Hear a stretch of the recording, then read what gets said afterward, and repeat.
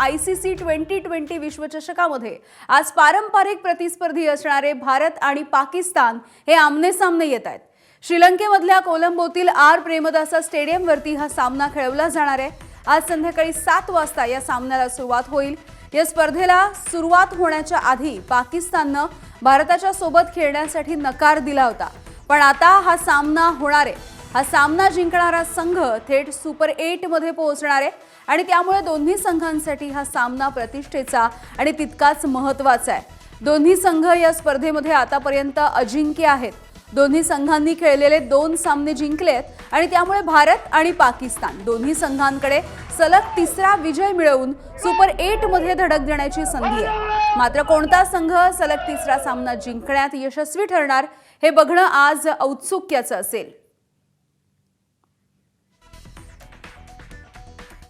भारत आणि पाकिस्तान यांच्यामधल्या 2020 वर्ल्ड कपचा इतिहास नेमका काय राहिलाय जाणून घेऊया। 2007 मधल्या सामन्यामधल्या बॉल आउट मध्ये पाकिस्तानचा पराभव झाला होता, तर याच वेळेला फायनल मध्ये भारताचा 5 धावांनी विजय झाला। पुढे 2012 मध्ये भारताचा 8 विकेट्सनी विजय झाला। 2014 मध्ये भारत 7 विकेट्सनी जिंकला। 2016 मध्ये भारताचा 6 विकेट्सनी विजय झाला।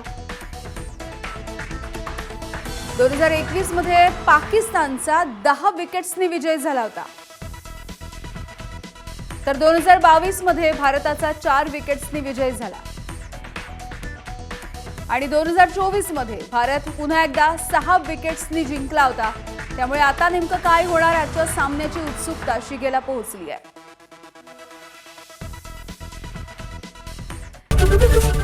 एबीपी माझा, उघडा डोळे बघा नीट।